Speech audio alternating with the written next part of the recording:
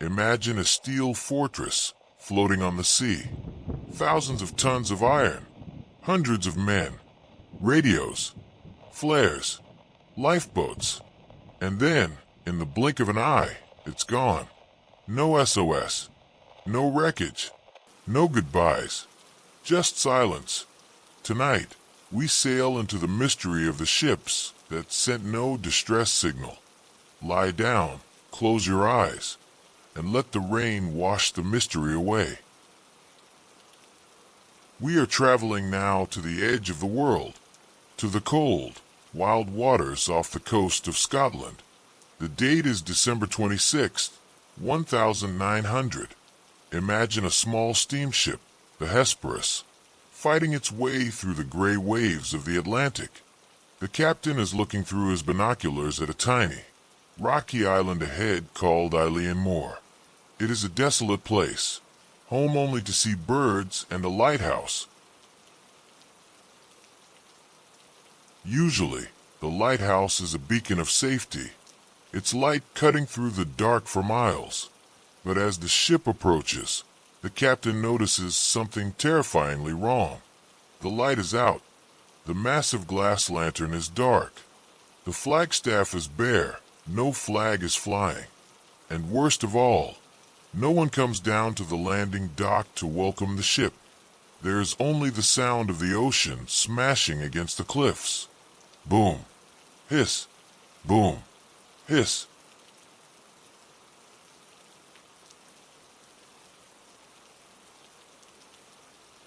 A relief keeper named Joseph Moore climbs into a small boat and rows to the shore. He is anxious. He climbs the steep, slippery stairs cut into the rock, 160 steps. He calls out the names of the three keepers, Thomas, James, and Donald. "Hello, is anyone there?" His voice is swallowed by the wind. There's no answer, just the cry of the seagulls circling above.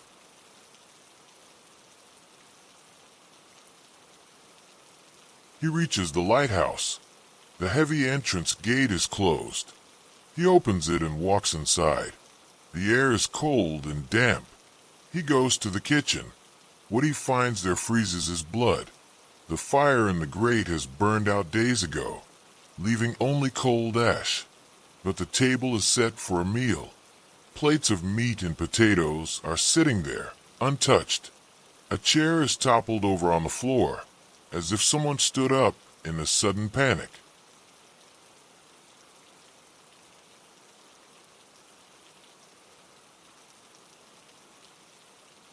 He checks the bedrooms. The beds are empty. The sheets are cold. He checks the lamp room at the top. The oil lamps are cleaned and trimmed, ready to be lit, but they are cold. The lens is polished. Everything is in perfect order, waiting for men who are not there. The only thing missing, besides the men, is a set of oilskins, their heavy waterproof coats. Two are gone, but one is still hanging on the hook. This means one man went out into the storm without his coat. Why?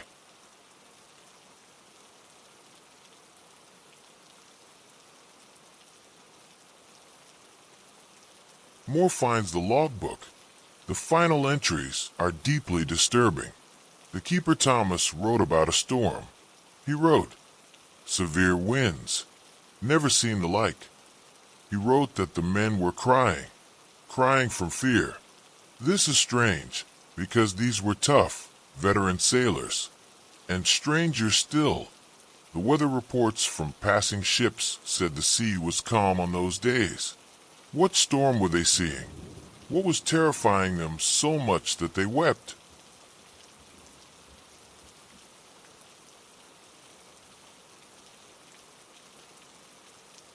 The final entry in the logbook was written at 9 a.m. on December 15th. It simply read, "Storm ended, sea calm. God is over all." After that, silence. The clocks in the lighthouse had all stopped at the same time.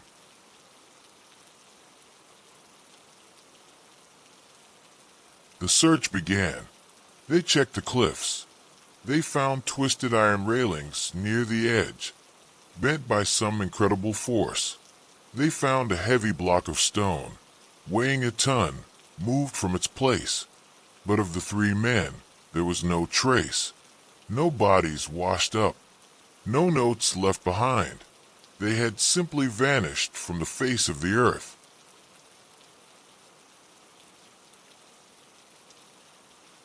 Did a massive rogue wave sweep them all away? Did one go mad? Or did something else come out of the dark water that night? The locals say the island is haunted by the phantom of the seven hunters. They say the wind calls out the names of the lost men.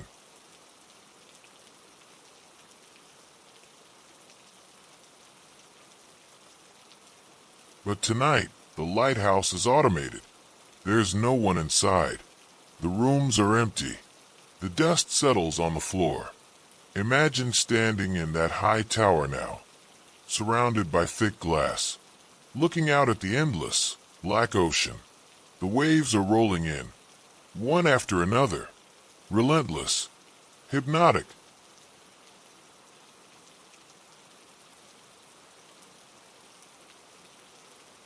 The storm has passed long ago.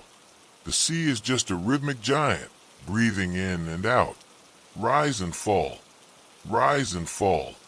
You are safe from the waves. You are warm and dry, far away from the cold cliffs. The mystery of Eileen Moore is locked away in the past. We are now deep in the Atlantic Ocean, somewhere between the Azores and the coast of Portugal. The date is December 4th, 1872. The sea is choppy, but the sky is clear. A British brigantine called the Dei Grazia is sailing steadily towards Gibraltar. The captain, David Morehouse, is on deck, scanning the horizon.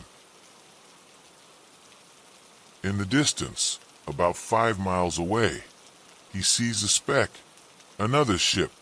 As they get closer, he notices something strange about the way she is moving. She is yawing, swinging back and forth of the wind, as if no one is steering her. Her sails are slightly torn and set in a chaotic way. She looks like a wounded animal drifting in the current. Captain Morehouse signals the ship. Is everything all right? He waits. There's no answer. He signals again. No flag is raised. No flare is fired. Just silence. He orders his men to lower a small boat and row over to investigate. Imagine the sound of the oars hitting the water. Splash, splash. As the sailors get closer to the mystery ship, they read the name painted on the stern, Mary Celeste.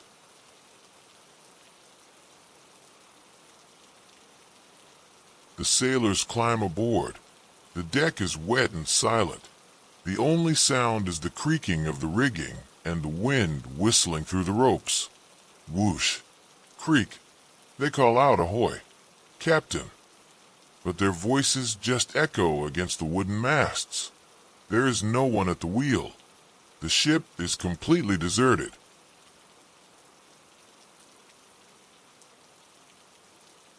They begin to explore. They go below deck, expecting to find signs of a struggle, or perhaps a sickness that took the crew. But what they find is even more unsettling. The ship is in perfect condition. In the captain's cabin, everything is peaceful. There is a sewing machine on the table with a child's shirt, as if the captain's wife had just set it down a moment ago. There are toys on the floor. They go to the mess hall. There are stories that say warm food was still on the table, but the truth is just as haunting. The table was set for breakfast. The plates were there. The cups were there. It looked as if the crew had been in the middle of a normal morning routine, and then simply vanished, like smoke. The cargo hold was full. 1,700 barrels of industrial alcohol were strapped down tight. The sailors found plenty of food and fresh water, enough to last for 6 months. The crew's personal belongings were still in their chests. Their pipes, their tobacco, their clothes. Sailors never leave their pipes behind. Whatever happened, it happened instantly. They didn't pack. They didn't plan. They just left. The only things missing were the ship's lifeboat, the captain's navigation instruments, and the ship's papers. The final entry in the logbook was dated 10 days earlier. It simply gave their location. Nothing about a storm. Nothing about a monster. Nothing about fear. For 10 days, this ship had been sailing itself, a ghost ship guided by the wind alone across hundreds of miles of open ocean.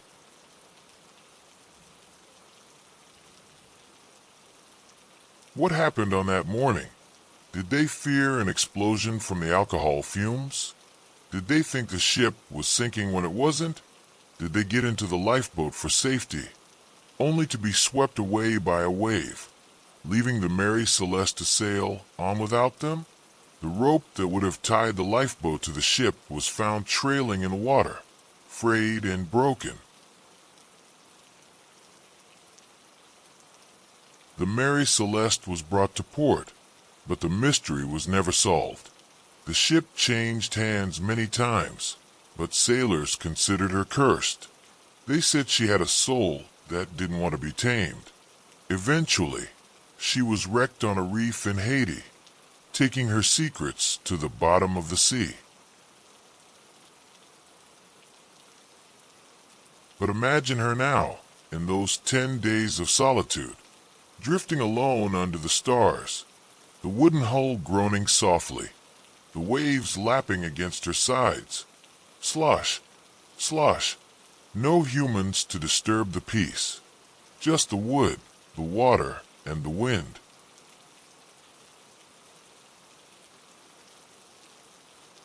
You are drifting like that ship now. The anchor is up. The ropes are cut. You are floating freely on a calm, endless ocean. There's no destination.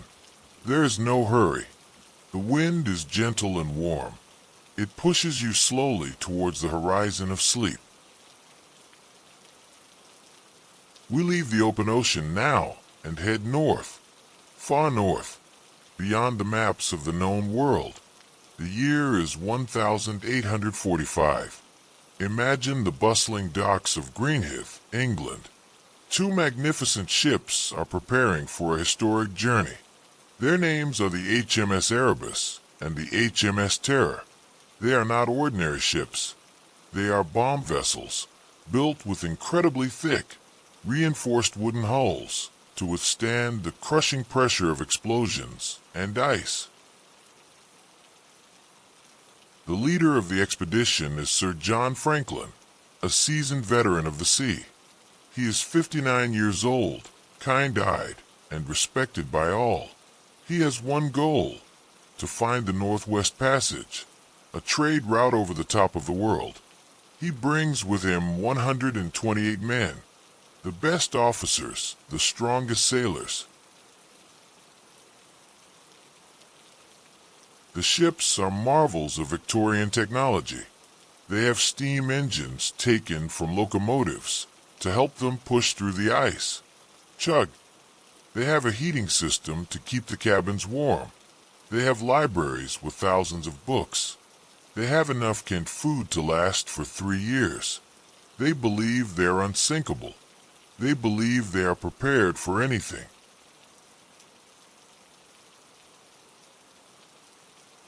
They set sail in May. They cross the Atlantic. They stop briefly in Greenland to send letters home. The crew is in high spirits. They write about the beauty of the icebergs and the excitement of the adventure. In July 1845, a whaling ship sees them in Baffin Bay, waiting for the ice to clear. The captain of the whaler tips his hat to Franklin. The two ships, Erebus and Terror, sail slowly into the white mist. And that was the last time anyone in the outside world saw them alive. They simply sailed off the edge of the map. Imagine the journey. The water turns from blue to gray, and then to black. The air gets colder. The days get longer until the sun never sets. They push deeper into the labyrinth of islands in the Canadian Arctic. But the Arctic is a trap. The ice there is not just frozen water. It is a living, moving force.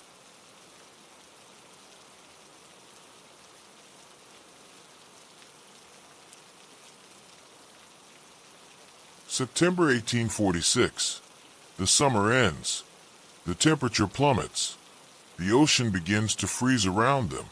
It starts as a thin layer of skin on the water, then thickens into sheets, then into massive blocks.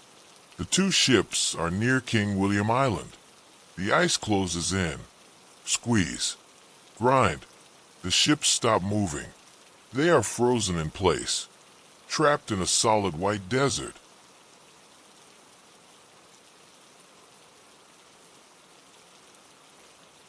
But the crew is not worried. They have food. They have books. They settle in for the winter. Imagine the long polar night. Months of total darkness. The wind howling outside the wooden walls.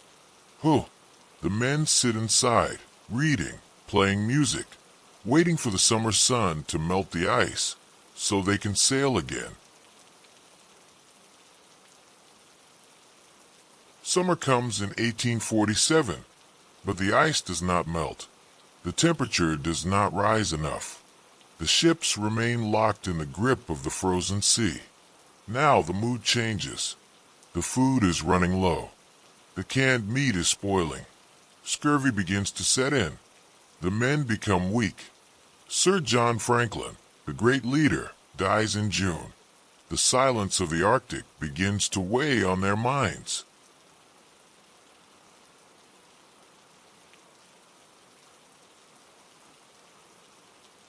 Another winter passes, and another. The ships have been stuck for a year and a half. The wood is groaning under the pressure of the ice. Creak. Snap. The steam engines are cold and silent. In April 1848, the remaining officers make a desperate decision. They decide to abandon the ships. Imagine the scene. 105 men, starving and sick, climbing down the sides of ships onto the ice. They load heavy wooden lifeboats with supplies, not just food, but strange things like silver cutlery, books, and mirrors. They begin to drag these massive boats across the jagged ice. Drag. Stop. They are walking south, towards a trading post hundreds of miles away. It is a death march. They walk into the white void. The wind erases their footprints as soon as they make them. One by one they fall. The ice claims them. The silence claims them. Not a single man survived to tell the tale. The ships, Erebus and Terror, were left alone. Empty ghost ships held by the ice.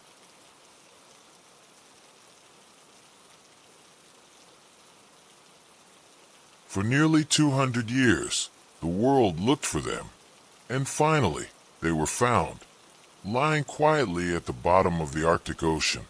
The cold water preserved them perfectly. The glass in the captain's cabin is still intact.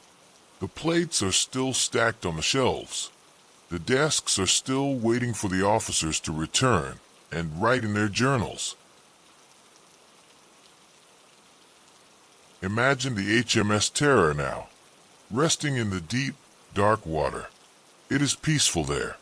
No storms, no wind, just the slow, silent current drifting past the wooden hull. The mystery is over. The struggle is finished. There's only rest. The ice above is thick and white. It protects the ship like a blanket. The world above is chaotic and noisy. But down here, in the deep cold, everything is still. Everything is timeless.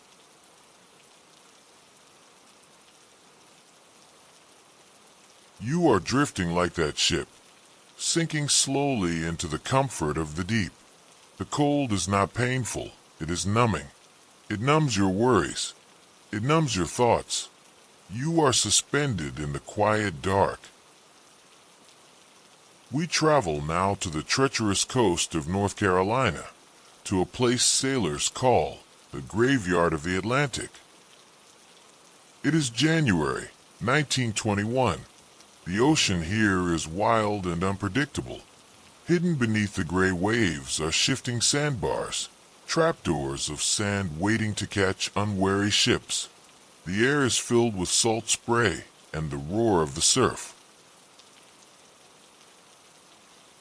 Into these dangerous waters sails a magnificent vessel, the Carroll A. She is a massive 5-masted schooner, a giant of wood and canvas. She is returning from a long voyage to Brazil. She is beautiful, but she is sailing into a mystery. On January 29th, a lightship keeper sees the Deering passing by. The keeper notices something odd. The crewmen on deck seem frantic. A man with red hair, who is not the captain, shouts through a megaphone. He says the ship has lost its anchors.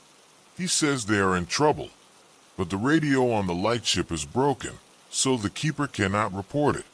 He watches the massive ship sail away into the thick mist, disappearing towards the deadly Diamond Shoals.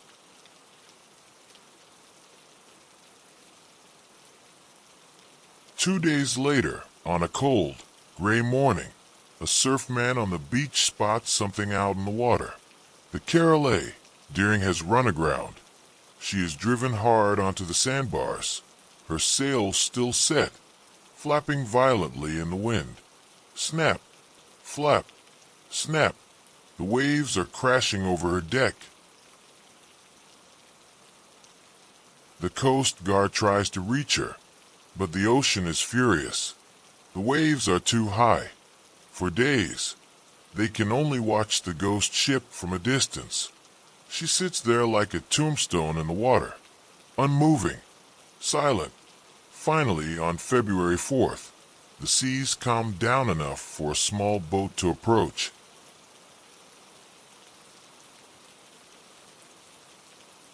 The men climb aboard the stranded ship, listen to the sound of their boots on the wet, tilted deck.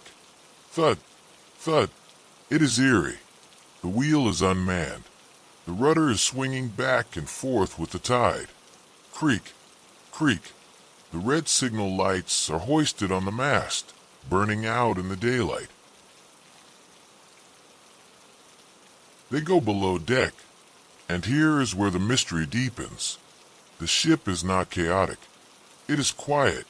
In the galley, food is being prepared for the next meal. Ribs are in a pan. Coffee is in the pot. It is as if the cook just stepped out for a second, but the cook is gone. They search the captain's cabin. The navigation equipment is gone. The chronometer is gone. The ship's logbook is gone. But in the captain's bathroom, they find 3 pairs of sea boots. Who leaves a sinking ship without their boots?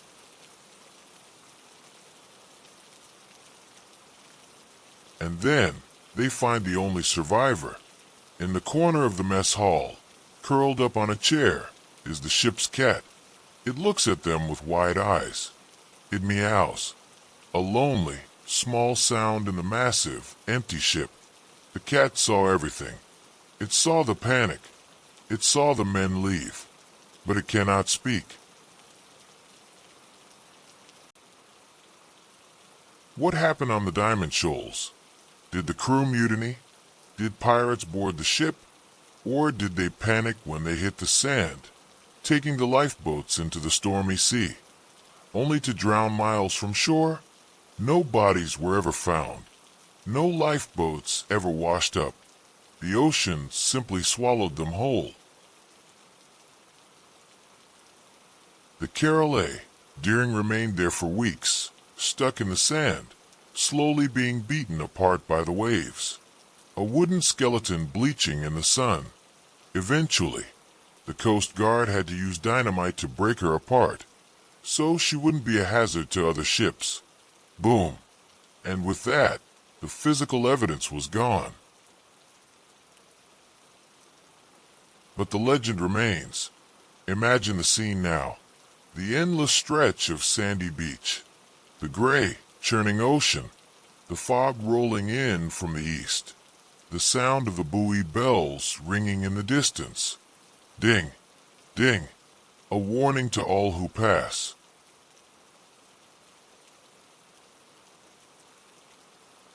The water covers the sandbar now. The ship is gone. The men are gone. Only the rhythm of the Atlantic remains. It is a powerful, heavy rhythm, the heartbeat of the world. Rise, fall, rise, fall. You are safe on the shore. You are watching the waves from a distance. The mystery cannot touch you. The storm has passed. There is only the white noise of the water, soothing, constant, eternal.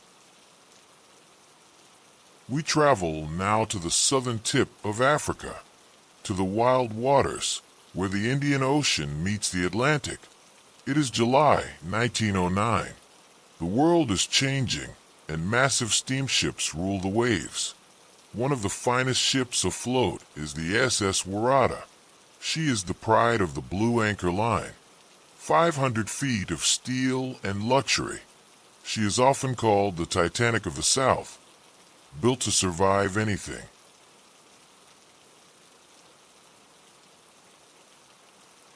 The Waratah is on her return journey from Australia to London. She stops in Durban, South Africa, to refuel. She is carrying 211 souls, passengers and crew. The ship is bustling with life. Children playing on the deck.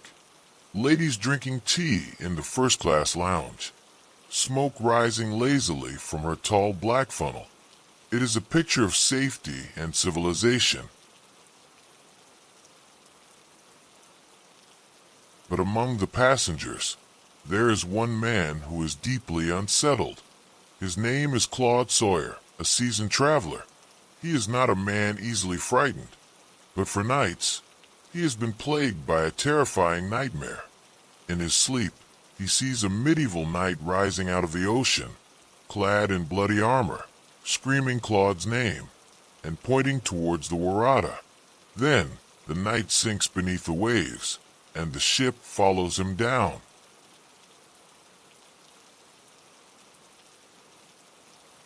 Sawyer is so shaken by this vision that when the ship docks in Durban, he grabs his bags and leaves. He tells the other passengers, "This ship is cursed. I will not stay on her." They laugh at him. They call him foolish. The ship is unsinkable, they say. The ocean is calm. Why worry? Sawyer stands on the dock and watches the Waratah sail away without him. He is the only one who listens to the warning. The Waratah leaves Durban on July 26th. She is heading for Cape Town, a short journey along the coast. The weather is fine at first, but the coast of South Africa is treacherous. It is known for freak waves, walls of water that can rise up to 60 feet out of nowhere. As evening falls, the barometer drops like a stone. The wind begins to scream. A hurricane is waking up.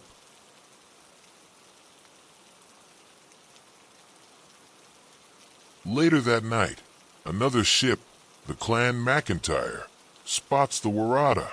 They signal each other with Morse code lamps. "What ship?" asks the McIntyre. "Waratah." "All well," comes the reply. The Waratah overtakes them, moving faster, her lights blazing brightly in the dark. She sails ahead, disappearing into a bank of thick, black clouds. The captain of the McIntyre watches her stern light fade away. It is the last time human eyes will ever see her.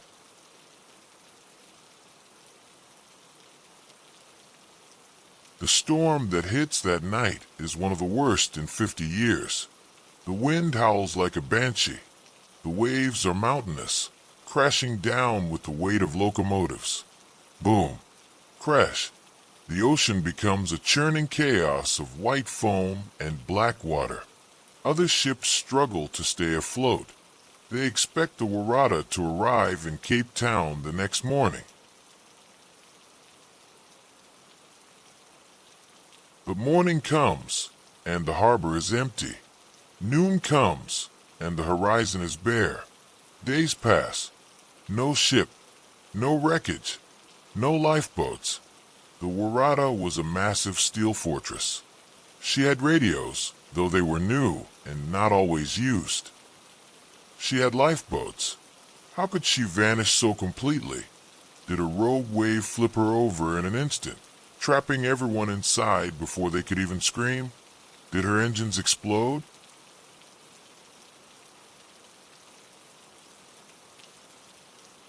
Search ships are sent out. They comb the ocean for months. They find nothing. Not a single body. Not a piece of wood with the name Waratah. It is as if a giant hand reached down from the sky and plucked the ship from the water.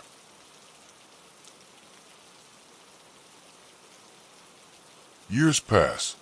Pilots flying over the coast report seeing a shadowy shape under the water, looking like a ship lying on its side. But divers find nothing. The Waratah becomes a ghost story.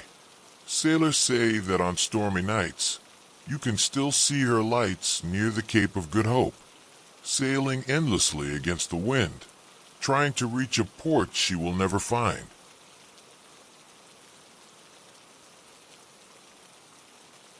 But imagine the ship now, resting in the deep silence of the Indian Ocean, far below the storms, far below the waves. The steel is rusting, turning into a reef. The fish swim through the grand dining hall where the tea was served. The silence is absolute.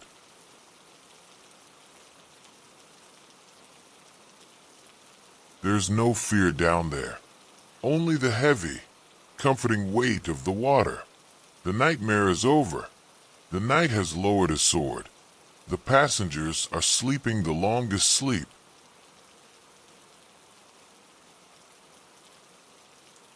You are floating above that spot now. The surface of the water is calm. The storm has exhausted itself. The ocean is a mirror reflecting the moon, silver and black, smooth and endless.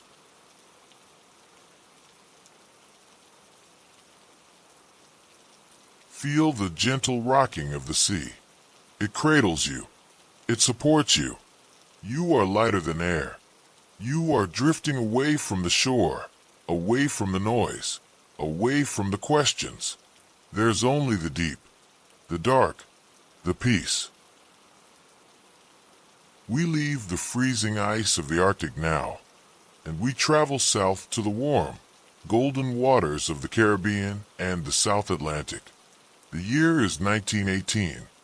World War I is raging in Europe, but down here, the ocean is quiet and shimmering under the tropical sun.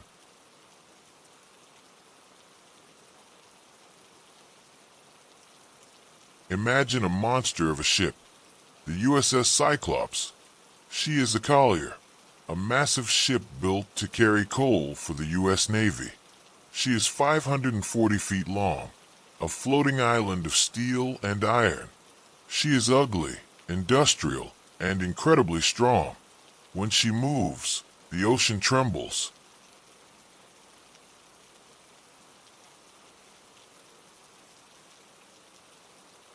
The Cyclops is in Rio de Janeiro, Brazil.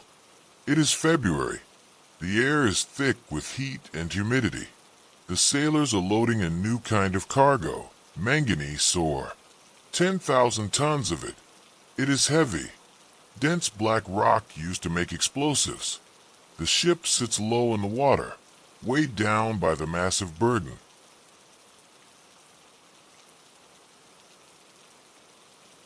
The captain is a strange, eccentric man named George Worley.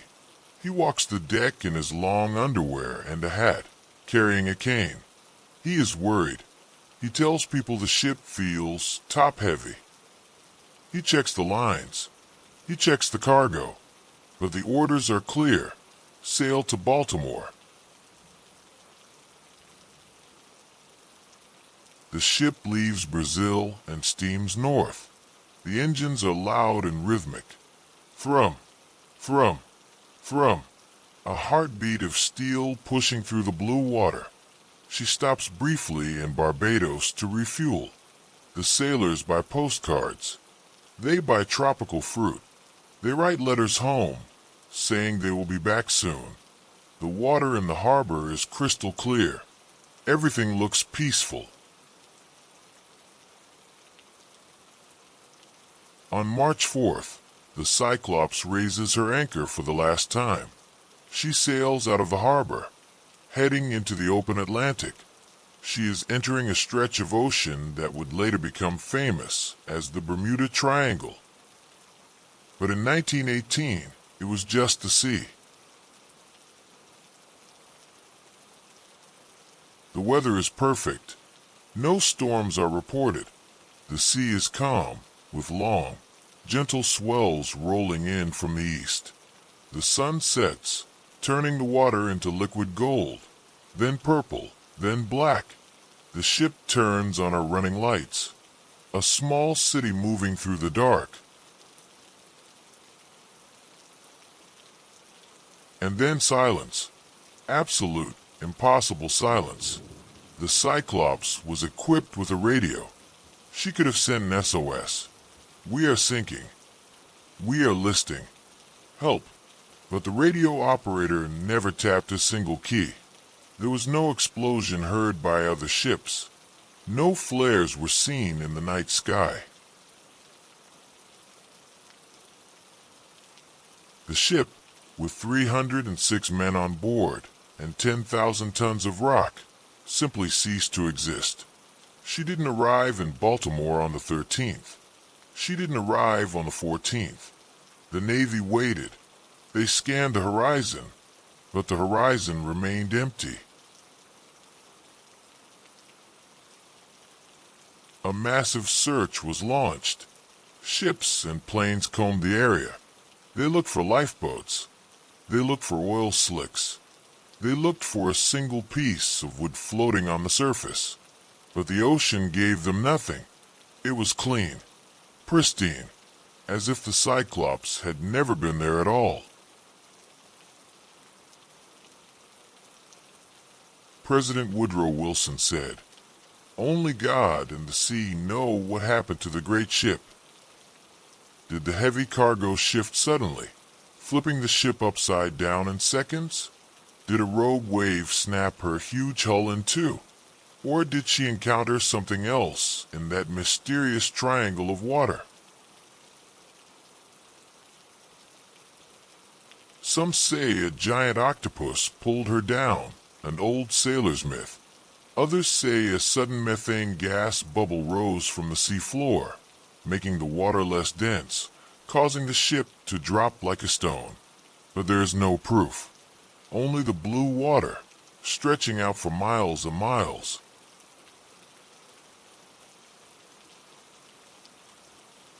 Imagine the ship now, the Cyclops, resting in the deep, warm waters of the Atlantic. The heavy oar is still in the hold, anchoring her to the bottom. The crabs crawl over the steel decks. The tropical fish swim through the bridge. The currents blow the sand over the hull, slowly burying the giant. The panic of that moment is gone. The weight is gone. There's only the slow, underwater time. A time that moves differently. Slower. Quieter.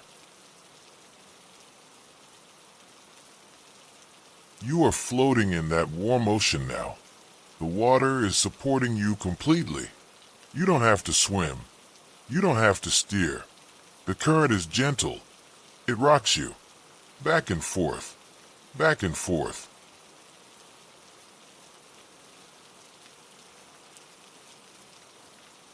The heat of the sun has faded into a comfortable warmth. The heavy machinery of the world has stopped. There's no noise. No engines. Just the sound of your own breathing. In and out. In and out. We change oceans now. We leave the cold gray Atlantic and travel halfway across the world to the warm, humid heart of the South Pacific. It is October 1955. The islands of Fiji and Samoa sit like emeralds in a vast expanse of blindingly blue water. The air here is thick and heavy, smelling of salt, sun-baked wood, and tropical flowers. In the port of Apia, Samoa, a beautiful white yacht is preparing to sail. Her name is the MV Joyita. She is 70 feet long, built of sturdy wood. She is a special boat. Her hull is lined with thick cork, making her virtually unsinkable. Sailors called her a lucky ship. On board are 25 people, 16 crew members and 9 passengers, including a government official, a doctor, and 2 children. The cargo hold is full of medical supplies, timber, and empty oil drums. The journey to the Tokelau Islands should only take 2 days across calm seas. It is a routine trip, a simple crossing under the warm Pacific sun. The Joyita leaves port on October 3rd. She sails out past the reef, her white hull cutting through the turquoise water. The people on shore watch her go until she is just a speck on the horizon. They expect her back in a few days. But 2 days pass, and the Joyita does not arrive. A week passes. The ocean between the islands is empty. An air and sea search is launched. Planes fly low over the shimmering water, looking for a white boat. But the Pacific is enormous.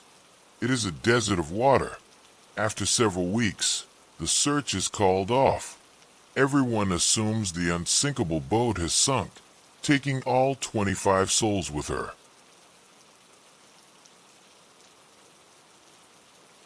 Five weeks later, November 10th, a merchant ship is passing through a remote area, hundreds of miles off course from where the Joyita should have been.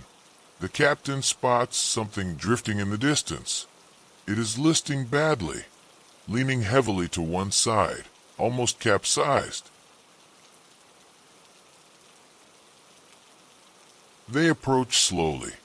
The boat is covered in barnacles and green algae, showing she has been drifting for a long time. The name on the stern is barely readable, but they make it out, Joyita. A boarding party climbs onto the tilted, slippery deck. The silence is profound. The heat is oppressive. The sun beats down on the white wood. There is no one on deck. They call out. No answer. Just the sound of the water sloshing inside the hull.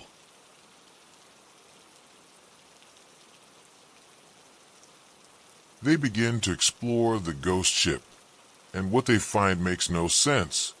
The ship is indeed unsinkable, despite being flooded with water almost up to her deck. The cork lining kept her afloat. Why would anyone abandon a boat that cannot sink?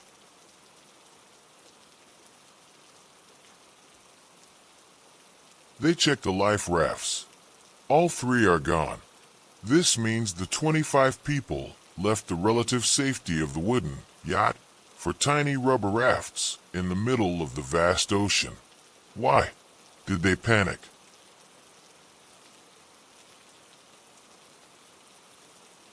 The clues get stranger.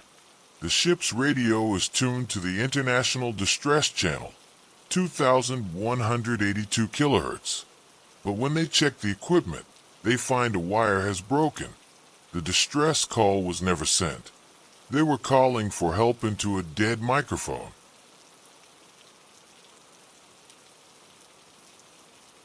On the deck, they find a doctor's bag. It is open. Inside, there are bandages smeared with blood. Not a lot of blood, but enough to show someone was hurt. Was there an accident? A fight?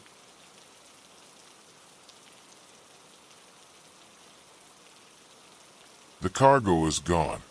The expensive timber, the medical supplies, all missing. The ship's logbook and navigation sextant are also gone. It looks like a robbery. But who pirates a boat in the middle of nowhere in 1955? Some theorized it was Japanese soldiers left over from World War II, still hiding on remote islands, who attacked the boat. Others thought it was a mutiny by the crew against the captain.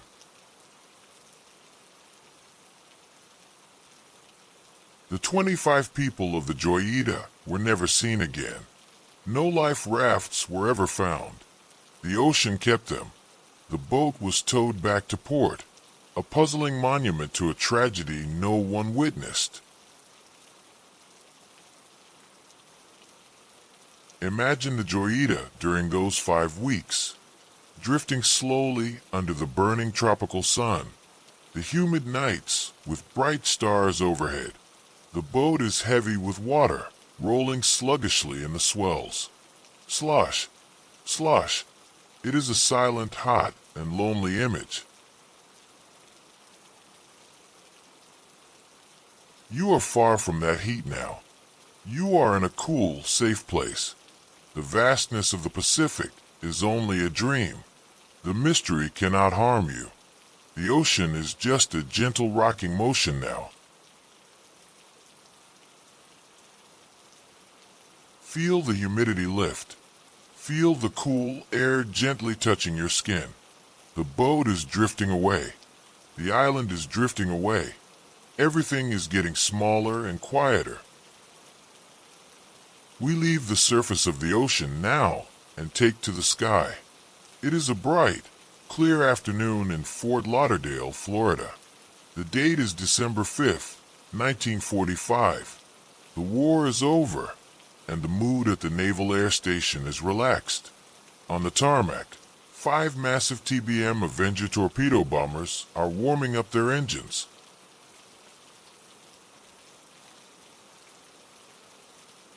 Listen to the sound. 5 powerful engines humming in unison. A deep, steady drone that vibrates in your chest. It is a sound of power and consistency. This is Flight 19. A routine training mission. Their plan is simple.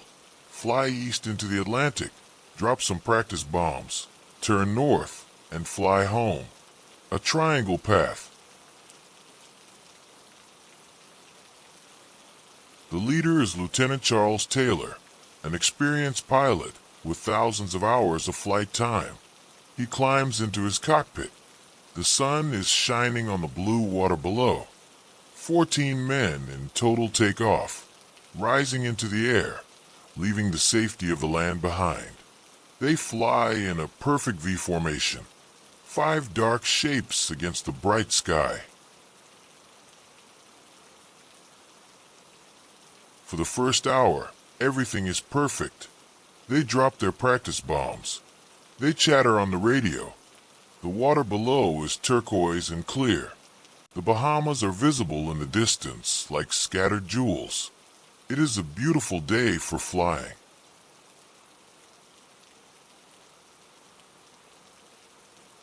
But then, something strange happens. As they turn north for the second leg of the journey, Lieutenant Taylor looks at his compass. It is spinning, not just drifting, but spinning wildly. He taps it. He shakes it. It doesn't stop. He looks at his backup compass. It is doing the same thing.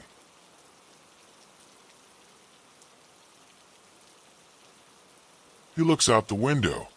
The ocean, which should be familiar, looks wrong. The island's down there. They don't look like the Bahamas. They look like the Florida Keys. Or maybe they're nothing at all. Taylor gets on the radio. His voice is confused. Both my compasses are out, he says. I am trying to find Fort Lauderdale, but I don't know where I am.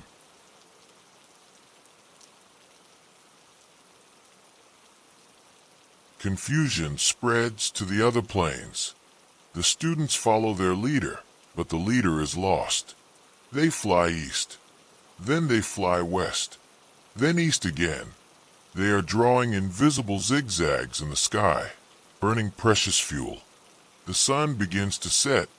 The bright blue sky turns a deep, bruised purple. Shadows stretch across the water.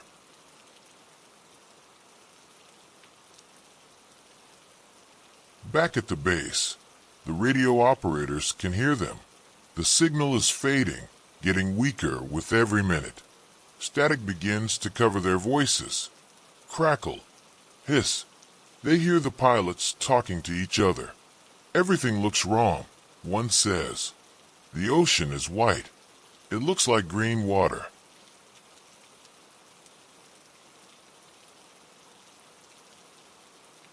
Night falls.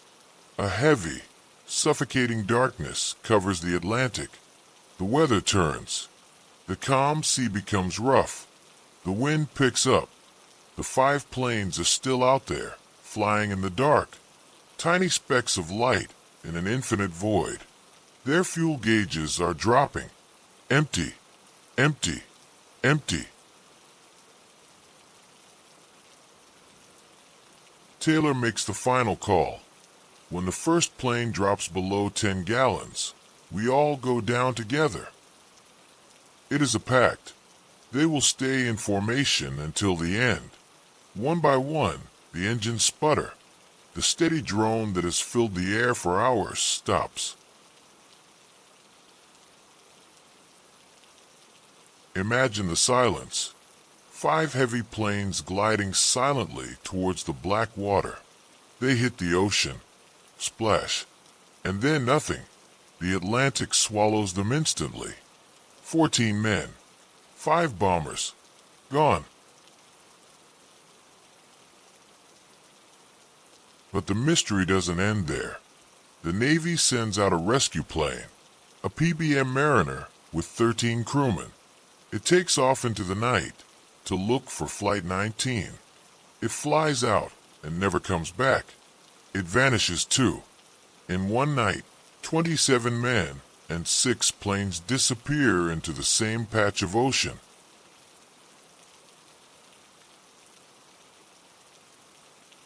No wreckage was ever found. No oil slick. No life jackets. It was as if a door opened in the sky. They flew through it, and the door closed behind them.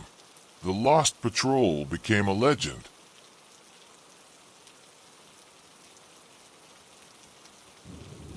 But imagine them now, not crashing, but flying.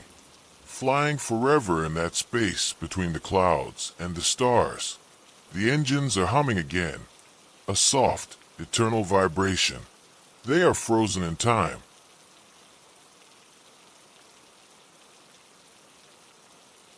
You are in the cockpit with them, safe, warm.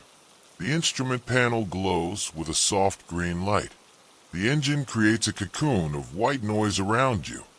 It blocks out the world. It blocks out the silence. You are drifting through the night sky, weightless. The fuel never runs out. The destination doesn't matter. Just the flying. Smooth, steady, peaceful. We travel now to the warm, tropical waters of Hawaii. It is February 11th, 1979. The town of Hana on the island of Maui is quiet and peaceful. The ocean is calm, glimmering under the morning sun. 5 friends decide to go fishing. They are young, strong men. They pack their cooler with food and drinks. They climb into a small, 17-foot whaler boat named the Sarah Joe.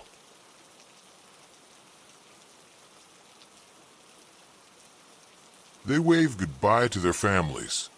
We'll be back by noon, they say. The engine roars to life. Brrrr.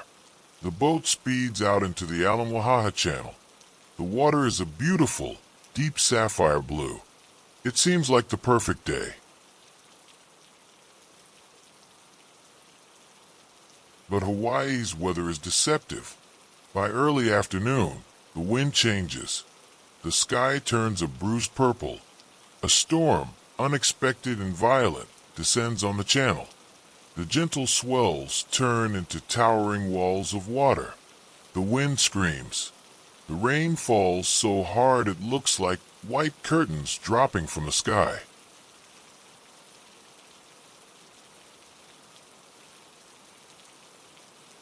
Back on shore, the families wait.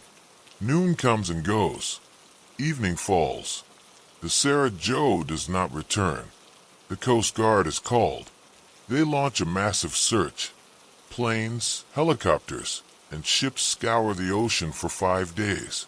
They look for a white boat. They look for debris. They look for life jackets. But the ocean is vast and chaotic. The storm has scrubbed the surface clean. Not a single trace of the Sarah Joe is found. No oil slick. No cooler. Nothing. It is as if the 5 men simply drove off the edge of the world. The families are left with empty horizons and broken hearts. Weeks turn into months. Months turn into years. The story of the Sarah Joe fades into local legend. People assume the small boat capsized in the storm and sank to the bottom of the deep channel. The memory of the 5 men remains only in the whispers of the town. 10 years pass.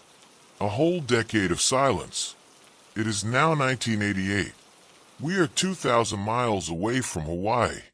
We are in the Marshall Islands, at a place called Tangi Atoll. It is a desolate, uninhabited ring of coral in the middle of nowhere. The sun beats down on the white sand. The birds scream in the sky. It is a place where humans rarely go.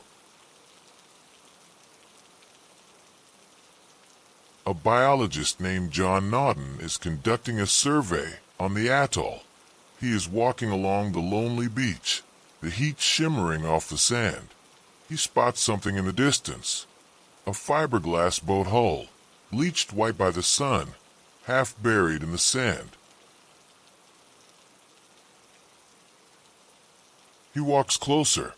He wipes the sand away from the registration numbers. He reads them.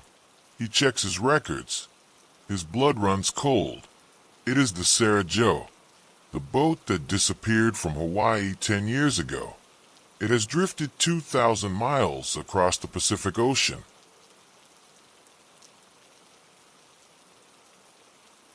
But the boat is not the only thing he finds.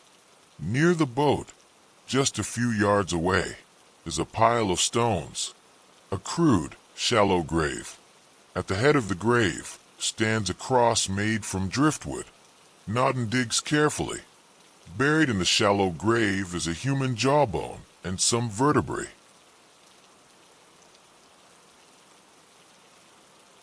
Dental records later confirm it is Scott Mormon, one of the 5 missing men. But this answers nothing. In fact, it creates a terrifying mystery. The other 4 men are nowhere to be found. The island is searched. No other bodies. And the most chilling question of all, who buried Scott Mormon? He could not bury himself. Did the other 4 men survive the journey, bury their friend, and then die? If so, where are their bodies? Or did someone else find the boat years ago? A passing fisherman? A hermit?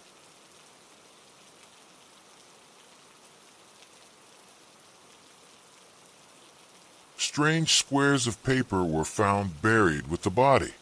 Pieces of foil. But no note. No explanation. The grave was carefully made. Someone took the time to respect the dead on this lonely rock at the end of the world.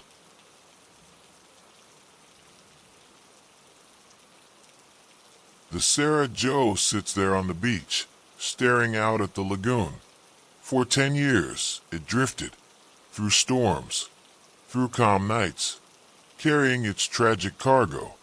What happened on that long, silent voyage? How long did they survive? Did they see the stars at night and wonder if they would ever be found? Imagine the atoll now. Tangi, the wind whistling through the dry scrub brush, the waves crashing endlessly on the outer reef. Boom, hiss, the silence of the dead is heavy there. The mystery will never be solved. The ocean keeps its secrets, but you are far away from that lonely beach. You are safe in your bed. The wind outside is just a lullaby. The drifting is over. The journey is done. Let your mind drift like a boat on a calm sea. No storms, no hunger, just the gentle rocking motion. Back and forth, back and forth. The islands are fading. The questions are fading. There's only the blue. The deep, endless, comforting blue. Sleep now. Sleep. Good night.